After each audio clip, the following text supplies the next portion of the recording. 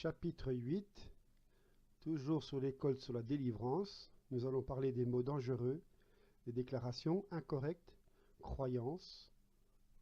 Nos mots ont un pouvoir énorme de créer ou de détruire. Nous devons toujours nous en souvenir. Les Écritures en parlent beaucoup. Les gens peuvent se maudire ou se bénir mutuellement. Les gens peuvent se maudire eux-mêmes à travers des mots, et les Écritures nous avertissent que ce que nous disons peut sérieusement affecter notre destin. Prenons Proverbe 6 à partir du verset 2. Tu es enlacé, ce qui veut dire pris en filet ou en piège, par les paroles de ta bouche. Tu es pris par les paroles de ta bouche. Vous pouvez libérer les mots d'une malédiction dans la vie d'autres personnes sans même vous rendre compte de leur pouvoir et de ce que vous faites. Et l'ennemi l'utilisera pour maintenir les gens dans un chaos spirituel. Rappelez-vous que Jésus a déjà dit cette phrase. Les mots que je vous dis sont esprit et vie. Autrement dit, dans les mots que je vous dis, l'esprit de vie.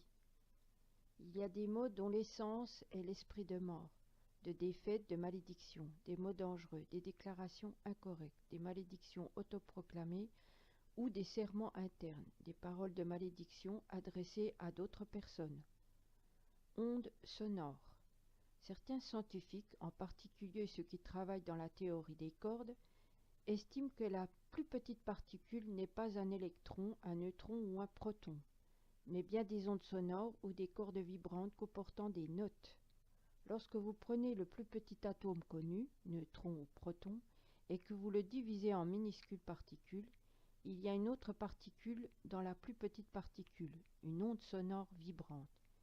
S'il en est ainsi, et si le message de la Genèse est vrai et que Dieu crée un mot ou un son, alors je crois que les ondes sonores sont la plus petite substance vivante invisible à l'œil humain et constituent la base de chaque création. Les Écritures les confirment en affirmant que les pierres crieront. S'il existe des ondes sonores dans chaque création, cela est confirmé par Genèse. Le son est l'ingrédient principal de la composition de base de tout ce qui est créé. Dieu a parlé et cela a été créé. En fait, tout ce qui a été créé par la parole. Lorsque Dieu a dit que tout était né, toute création a la capacité d'entendre, d'écouter, d'obéir, de répondre et d'adorer son Créateur. Jésus a ordonné au figuier de mourir et ensuite de ne pas produire de fruits. Et l'arbre lui a obéi, car il a été créé avec la capacité d'écouter et d'obéir. Et si c'est comme cela, alors les mots sont les plus importants dans nos vies. Nous pouvons créer avec des mots ou tout détruire autour de nous. Témoignage d'une sœur. Au moment de la libération, lorsque l'esprit de mort s'est manifesté, lorsqu'on lui a demandé comment tu es entré, le démon a répondu par les paroles. Quelles paroles? La belle-mère a maudit, disant que tu sois morte. Et l'esprit de mort est venu, et avec lui les infirmités, etc. Dans nos mots, avec tout le sérieux, la dynamite est posée. Détruisez ou créez. Malédiction verbale. Comprennent les paroles de malédiction prononcées consciemment par d'autres personnes ou les serviteurs de Satan, les malédictions involontaires et les serments internes et les dictons. Qu'est-ce qu'une malédiction? Paroles par lesquelles on souhaite du mal à quelqu'un, en appelant sur lui la colère de Dieu. Malheur auquel on semble voué par le sort. Un mal ou une malchance qui répond à la vocation de malédiction apporte beaucoup de mal et de malchance. Malédiction, c'est l'utilisation d'un langage abusif contre quelqu'un. Appel des forces naturelles pour causer des blessures à quelqu'un. Reproche à la colère, langage grossier. Les malédictions sont des paroles prononcées contre une autre personne, avec ou sans intention de lui nuire. Les mots eux-mêmes n'ont pas le pouvoir de nuire. La malédiction permet d'accomplir le pouvoir spirituel derrière les mots. 1. La malédiction de Dieu. Avant de passer aux questions ci-dessus, nous devons nous demander ce que l'on entend dans les Écritures lorsque la malédiction de Dieu est infligée à une personne qui a violé un aspect de la loi. Par exemple, Deutéronome 28, 15, 68. L'Ancienne Alliance abonde dans de tels messages et la malédiction de Dieu était une forme de jugement pour la désobéissance et la rébellion. Quand ils ont péché, ils sont allés au-delà de la protection de Dieu et sont donc tombés sous l'influence dévastatrice de Satan. En général, la malédiction de Dieu peut être décrite comme la perte de sa protection à la suite de ses propres actions pécheresses et de ses décisions injustes. En ce qui concerne la malédiction de Dieu, Paul a déclaré que Jésus était devenu une malédiction pour nous. Galates 3, 13. et avait racheté les croyants de la malédiction de la loi. La malédiction de Dieu est ôtée de l'humanité à travers la croix. La confession, la repentance et le pardon ultérieur sont les conditions de base pour la libération de la malédiction commune où l'humanité due a péché. Heureusement, ce que Jean a écrit aux chrétiens, croyants, quand il a dit « Si nous confessons nos péchés, alors il nous pardonnera les péchés et nous purifiera de toute injustice. » 1 Jean 1, 9. C'est extrêmement clair. Jean a supposé que les croyants pécheraient et s'ils assuraient qu'ils savaient qu'il existe un remède contre le péché. Le passage dans le 6e chapitre de l'Épître aux Hébreux, au sujet duquel trébuchent si souvent ceux qui ne réalisent pas pleinement qu'ils ont été libérés de la malédiction de la loi, est directement destiné à ceux qui ont quitté la foi et non à ceux qui continuent à se battre et à progresser, à la recherche de chutes rares ou d'erreurs commises en cours de route. Il y a une énorme différence entre ceux qui ont abandonné la foi et ceux qui, ayant une vraie foi, se battent dans le monde déchu. Il est important que nous comprenions ces principes et que, si nous voyons des personnes qui se battaient et se combattaient, les incitons à continuer de le faire et se battre du côté de Dieu, et rappelez-leur que, grâce à Jésus, ils sont rachetés de la malédiction de la loi, ils ont été arrachés des mains de Satan, peu importe ce que l'esprit trompeur murmurait dans leur cœur. Paul considère le problème des chrétiens qui ont péché, qui n'a pas bâti sur Jésus comme fondement. Dans 1 Corinthiens 3, ensuite, il compare ce que nous faisons à notre vie chrétienne avec le bâtiment et dit qu'il y aura même ceux dont le bâtiment entier sera détruit par le feu, le jugement de Dieu, parce que rien ne valait la peine d'être sauvé. Mais même dans ce cas, il sera sauvé lui-même, mais d'une certaine manière, comme s'il venait du feu. 1 Corinthiens 3, verset 15. 2. Les malédictions sataniques. Les malédictions de personnes peuvent être grossièrement divisées en deux catégories. Premièrement, il existe des malédictions délibérément envoyées par des occultes qui savent exactement ce qu'elles font et qui, qu'on le veuille ou non, utilisent des démons pour nuire à la victime. Deuxièmement, il y a des malédictions qui ne peuvent pas être envoyées délibérément, mais sont néanmoins des malédictions, car elles relèvent d'une grande catégorie de paroles prononcées contre une autre personne, qui sont contraires au plan de Dieu et à sa volonté pour cette personne. Lorsque nous considérons les malédictions sataniques, nous traitons avec des esprits maléfiques qui ont des tâches spécifiques, remplir les conditions des malédictions imposées par certaines personnes à d'autres. Ceux qui croient qu'aucune malédiction ne peut les blesser peuvent prendre le verset du livre des Proverbes qui dit « La malédiction imméritée ne se réalisera pas ». Proverbe 26.2. Au sens large, cela signifie que si nous ne donnons pas nous-mêmes les droits à l'ennemi dans notre vie, alors quoi que Satan, démon ou méchant fasse contre nous, la malédiction ne peut nous affecter spirituellement. Nous savons que quiconque est né de Dieu ne pêche pas, mais né de Dieu se garde lui-même et le malin ne le touche pas. 1 Jean 5, 18. Un méchant ne peut pas lui poser la main. La question est, si elle ne se garde pas, le mal peut-il la toucher? Si un enfant de Dieu garde la crainte de Dieu, alors l'ennemi ne peut pas tendre sa main, c'est-à-dire une malédiction. Et s'il n'y a pas de crainte de Dieu et que la personne ne se garde pas pure et sainte, il ne peut rien y avoir. Comprenez une chose très importante. Le salut par la grâce et la grâce elle-même ne signifie pas une licence pour le péché. Et en tant que croyant, je peux faire n'importe quoi sans conséquence. La grâce n'est pas de la négligence et de l'anarchie, c'est une responsabilité. Je crois qu'aujourd'hui, pas grand-chose sauf la crainte de Dieu motive les croyants à garder leur vie pure et sainte. Si les croyants ne sont pas conscients du fait que notre comportement et les attitudes de nos cœurs peuvent ouvrir l'accès à l'ennemi, il est facile pour eux de pratiquer le péché en parasitant la grâce de Dieu. Les croyants modernes ont des questions à ce sujet. Le Seigneur ne protège-t-il pas ses enfants du pouvoir des ténèbres? La réponse est « Il garde ceux qui se gardent ». Psaume 33, 8. L'ange du Seigneur porte des gardes autour de ceux qui le craignent et les gardent. Malédiction 3. Malédiction envoyée consciemment par des personnes serviteurs du diable de toutes sortes. Sorciers, magiciens, etc. ne peuvent pas simplement choisir une personne et lui infliger une malédiction. Pour que cela soit efficace, ils doivent avoir un lien avec cette personne qui peut être utilisée pour avoir accès à la victime. Les démons qui exécutent la malédiction doivent connaître la victime ou la manière de l'identifier. Ils essaient de faire en sorte que des objets appartenant à une personne soient utilisés lors d'un rituel de malédiction. Souvent un objet appartenant à une victime, tel qu'un article de toilette ou un bijou, est utilisé. Lorsque des objets ou des vêtements, par exemple, sont volés, ils peuvent être utilisés pour tenter de maudire leur propriétaire. Après le rituel, le diable est attaché à l'objet maudit, puis il revient à son propriétaire afin que l'esprit de la malédiction affecte directement la personne. Les parties de la chair humaine sont particulièrement fortes, souvent utilisées pour couper les ongles, les cheveux et le sang. Les Écritures disent que la vie est dans le sang. Il utilise le sang humain dans un rituel de malédiction comme moyen de maudire et l'un des moyens les plus efficaces de contrôler des personnes par des malédictions démoniaques. Peut utiliser la photo. Le plus souvent, il s'agit de la pratique du vaudou. Quand une photographie est utilisée à la place d'une figurine vaudou pour causer une douleur physique à la victime ou pour induire certains symptômes, par exemple, en perçant une figurine ou une photo à certains endroits, un praticien vaudou peut utiliser des démons pour déclencher les symptômes correspondants dans le corps de la victime. Lorsque les gens commencent à ressentir des symptômes étranges sans raison apparente, c'est presque toujours le résultat de malédictions occultes, dégradation, mauvais œil, etc. Dans d'autres cas, des personnes subissent des accidents ou, sans aucune raison, leurs relations, leurs affaires au travail se détériorent.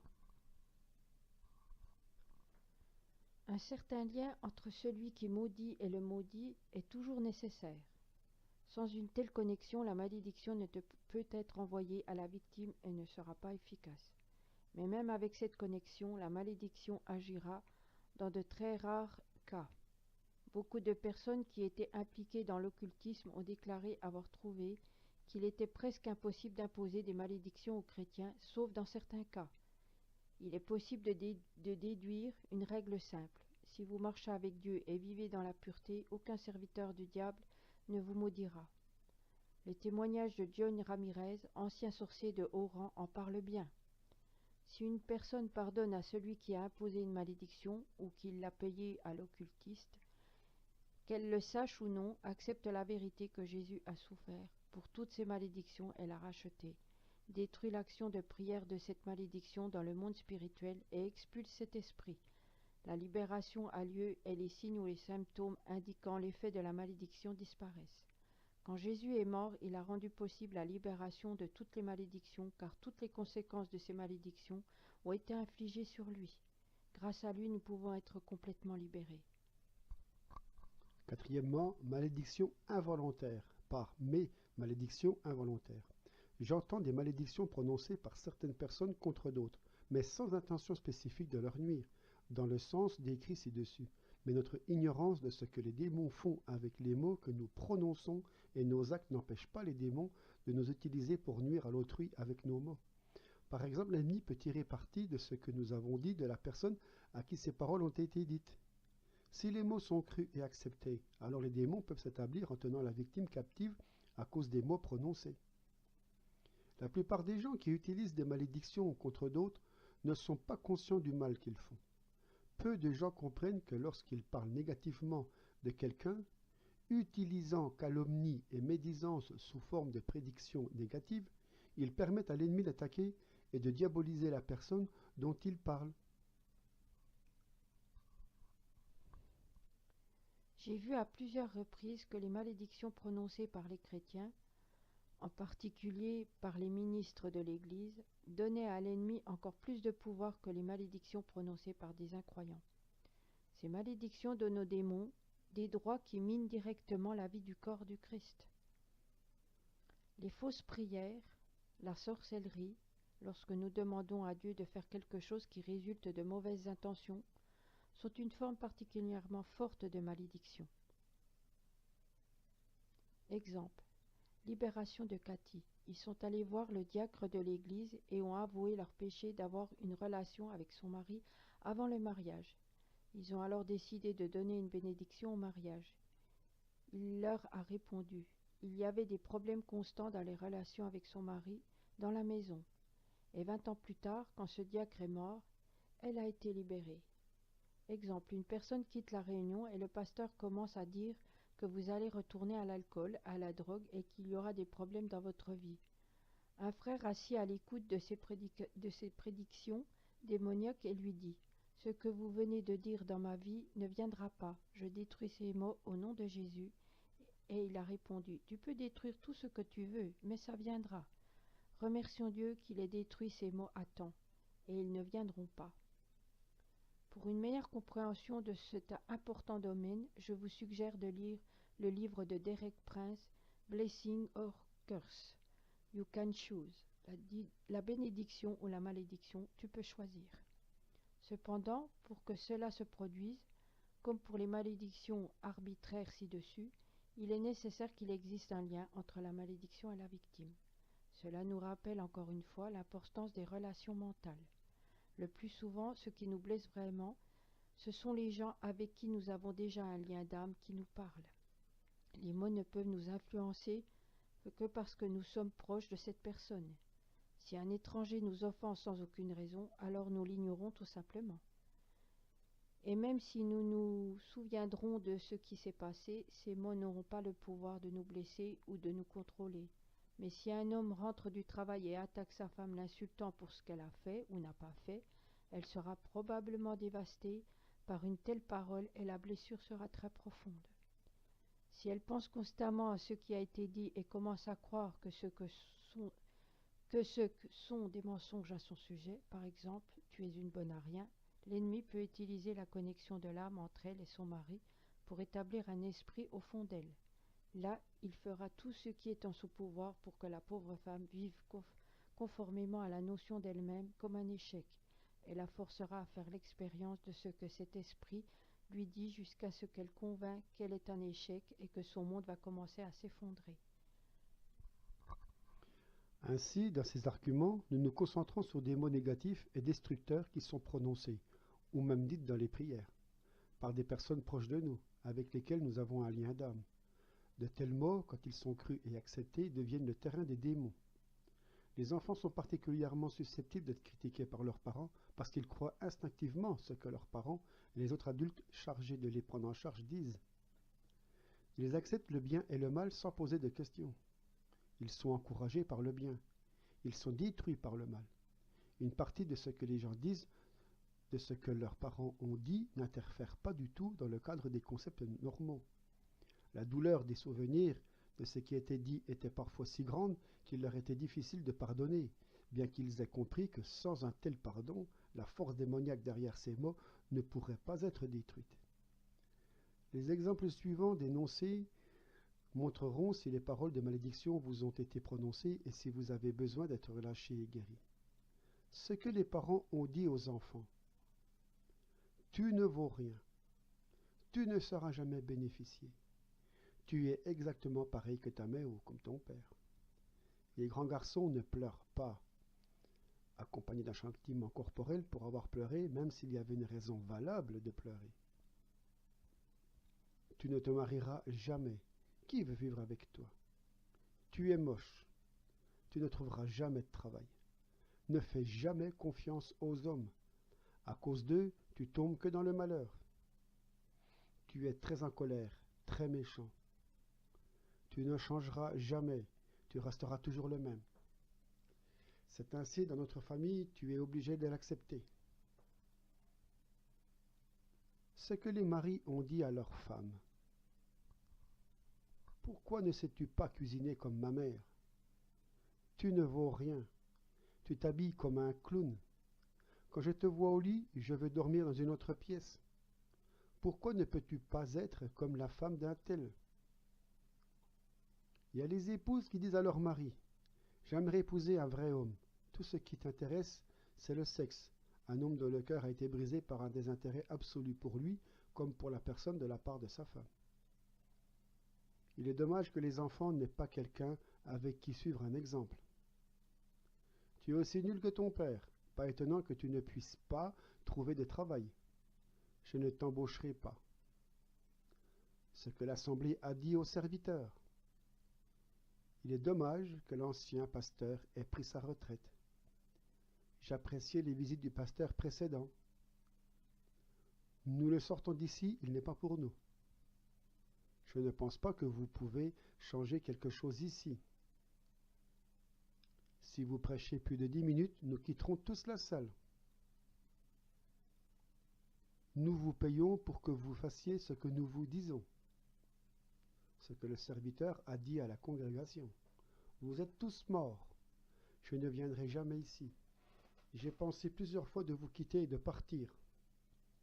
Si vous pensez que vous pouvez me changer, détrompez-vous. Il y a les paroles dites par un patron à son employé. Vous ne faites jamais rien comme il faut. Si vous continuez de travailler de cette manière, vous allez me faire faillite. Le singe pourrait taper sur le clavier de l'ordi plus vite que vous. La façon dont nous réagissons quand on nous dit des mots comme celui-ci détermine si l'ennemi peut nous influencer dans notre vie et comment. Ce sont quelques-unes des flèches possibles dont Paul a parlé lorsqu'il a écrit dans le chapitre 6 d'Éphésiens sur le fait d'éteindre avec un bouclier de la foi des flèches ardentes du malin. Nous pouvons soit lever le bouclier de la foi et, avec le pouvoir de Dieu, rejeter l'influence de telles paroles sur nos vies, ou accepter ces paroles, les méditer et les croire. Dès que nous faisons cela, nous donnons à l'ennemi le droit de nous exprimer et à l'avenir, nous aurons peut-être besoin de la libération. 5. La malédiction de soi-même et vœux intérieurs. Très souvent, les gens souffrent de leur propre langue. Lorsque nous prêtons serment intérieur contre nous-mêmes, ce qui signifie que nous vivrons en partie en dehors des projets et des définitions de Dieu, non seulement nous limitons notre potentiel, mais nous invitons également l'ennemi à nous contrôler dans cette région. Beaucoup de gens ont ensuite compris à quel point il était stupide de dire de tels mots, mais ils ont alors découvert qu'ils ne pouvaient pas se libérer de cette situation. Ils ne comprenaient pas qu'ils se battaient avec des démons, et ce n'est qu'après leur libération qu'ils pourraient commencer à restaurer leurs stéréotypes de la pensée et du comportement. Voici quelques malédictions internes libérées de certaines personnes. Je ne me pardonnerai jamais. Donc cette réaction habituelle à une situation qui aurait pu être évitée. Mais quelque chose n'a pas fonctionné. Les gens peuvent ensuite se reprocher le reste de leur vie. Je suis laid, ou je suis grosse et sans valeur, un fardeau pour les autres, etc. Les vœux intérieurs qui sont une réaction directe à la foi, ce que d'autres ont dit que c'est vrai. Je ne parlerai jamais avec. Les vœux internes qui sont une réaction directe au préjudice causé par une personne en particulier. Il n'est pas prudent d'avoir l'air attrayant.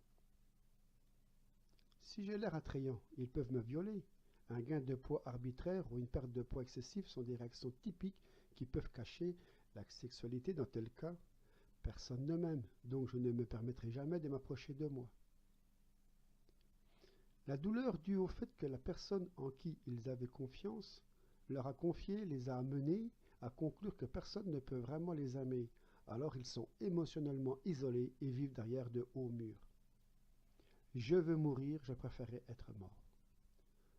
La douleur de la vie est si grande que les gens en viennent à la conclusion que la seule solution raisonnable à leur situation est de se priver de la vie. Cela se produit plus souvent que la plupart des gens le supposent. Si vous demandez aux croyants combien de personnes ont déjà voulu se suicider, alors elles lèveront beaucoup de mains. Je ne vais pas grandir. La réaction d'un enfant qui a peur du monde des adultes à cause de ce que certains adultes lui ont fait. On ne peut pas faire confiance aux parents. Premièrement, problèmes mentaux ou émotionnels. Cela me rend fou. C'est insupportable. Ces pensées me rendent fou. Deuxièmement, maladies récurrentes ou chroniques, notamment héréditaires. Je frémis à l'idée de « j'en ai marre et je ne peux plus le supporter ». C'est toujours arrivé dans ma famille et apparemment, je serai le prochain. Troisièmement, l'infertilité, tendance à la fausse couche ou à des problèmes féminins liés. Je ne pense pas que je tomberai un jour enceinte. Mais quelle malédiction, encore une fois. Je sais que cette période d'accouchement ne fonctionnera pas. je perdrai cet enfant aussi. C'est toujours comme ça. Destruction de la famille ou aliénation de la famille. Quatrièmement, pardon. On m'a dit que mon mari va me quitter. Intérieurement, j'ai toujours su que mon mari trouverait une autre femme. Dans notre famille, nous avons toujours vécu comme un chat avec un chien. Cinquièmement, la pénurie financière permanente. Je n'arrive jamais à joindre les deux bouts.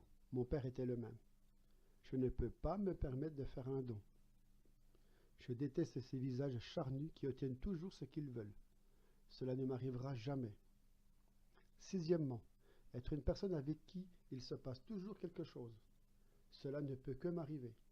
Je savais que ça arriverait. Je suis un perdant. Septièmement, des antécédents de suicide ou de décès prématurés contre nature. À quoi ça sert de vivre? Seulement sur mon corps mort. Je préfère mourir que de continuer ceci. Prière de délivrance des paroles de la malédiction.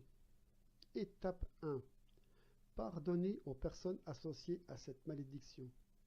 Confessez le péché qui a donné à Satan et à ses serviteurs le droit de vous infliger une malédiction. Étape 2. Parlez à voix haute, au nom de Jésus-Christ. Prenez le contrôle de la malédiction et ordonnez-lui de s'effondrer. Exemple, au nom de Jésus-Christ, je prends le contrôle de la malédiction et lui ordonne de s'effondrer maintenant. Étape 3. Ordonnez tous les démons avec cette malédiction. Sortez maintenant au nom de Jésus-Christ. Exemple, au nom de Jésus-Christ, j'ordonne à tous les esprits démoniaques associés à cette malédiction de sortir maintenant. Prière de la destruction des malédictions occultes, qui sont causées par la sorcellerie, etc. Par ma volonté, je pardonne à tous ceux qui m'ont fait du mal par la sorcellerie ou toute autre malédiction verbale, car je veux que tu me pardonnes complètement. En particulier, je pardonne. Nommez les noms des personnes spécifiques si vous les connaissez, qui ont endommagé par le mauvais œil ou si vous soupçonnez qu'elles l'auraient pu le faire. Au nom de Jésus, je lis tous les esprits qui ont traversé les malédictions verbales des sorciers, des sorcières et de tout autre serviteur de Satan qui m'a influencé. Maintenant, je renonce complètement à l'impact spirituel de ces malédictions sur moi et ma famille. Amulettes, ensorcellement, sorts, malheur, prière, manipulée, sorcellerie, magie, vaudou, mauvais œil, sort, ensorcellement, magie blanche ou noire, blessure, alliance, les préparations alimentaires, renonce à tout contrôle occulte de l'esprit, contrôle par la sorcellerie, malédiction verbale, qui m'affectait avec toute la haine et la malice. Une première pour la destruction des vœux anormaux, des promesses et des affirmations. Merci Seigneur que je suis racheté et libre de toutes les conséquences de serments. Tout est détruit sur la croix et je peux être libre de toutes les conséquences des malédictions verbales et autres.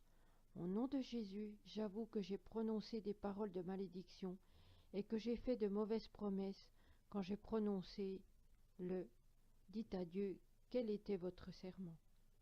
Au nom de Jésus, je renonce maintenant à ces promesses et à ces vœux. Je retire tous les maux et toutes les tâches du monde spirituel. Oui, le pouvoir de ces maux sera détruit maintenant pendant toute ma vie. Au-dessus de mon âme, de mes pensées, de mes émotions, de mes décisions et de mon corps. Tout esprit destiné à accomplir ces malédictions, au nom de Jésus, je vous ai chassé. Partez maintenant et ne revenez plus jamais vers moi. Père céleste, je priais maintenant au nom de Jésus, et j'accepte maintenant ta volonté pour la vie. Que ton royaume vienne et que ta volonté soit faite ici sur terre comme au ciel. Amen. Prenez le temps de trouver les bonnes promesses et déclarations dans les Écritures que vous devrez accepter et dire. Remplacez le mauvais par le bon. Par exemple, si vous avez fait un faux serment concernant la santé, alors confessez des versets des Écritures concernant la vie, la guérison et la santé. De la même manière, faites la même chose avec chaque serment ou promesse que vous avez maintenant refusé. Il est très important que le mensonge soit remplacé par la vérité de Dieu. Merci Jésus de m'avoir libéré. Amen.